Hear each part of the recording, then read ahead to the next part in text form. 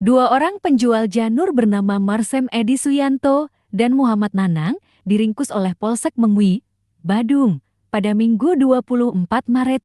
Sebab mereka nekat melakukan pencurian sepeda motor. Parahnya, aksi tersebut dilancarkan duo asal Jember, Jawa Timur ini ketika mengantar janur ke langganan mereka di kawasan Mengwi. Bahkan bukan hanya sekali, keduanya sudah berhasil menggasak 3 sepeda motor. Perbuatan jahat duo penjual janur itu terbongkar berdasar laporan dari Inyoman Rianta.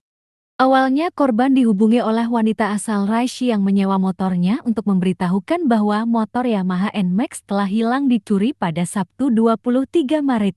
Tetapi keesokan harinya, dia mendapati motor itu sudah tidak ada. Atas kejadian ini, korban mengalami kerugian 32 juta rupiah dan melapor polisi. Berdasarkan analisa petugas, pelaku mengarah kepada 2 orang laki-laki asal Jember yang berprofesi sebagai penjual janur yaitu Marsem dan Nanang. Kedua pelaku diringkus saat hendak menyeberang ke Jawa melalui pelabuhan Gilimanuk. Dari hasil pemeriksaan, rencananya sepeda motor curian akan dijual untuk membayar hutang dan memenuhi kebutuhan sehari-hari. Tetapi mereka dapat ditangkap polisi sebelum menyeberang. Atas perbuatannya, kedua pelaku terancam pidana penjara paling lama 7 tahun.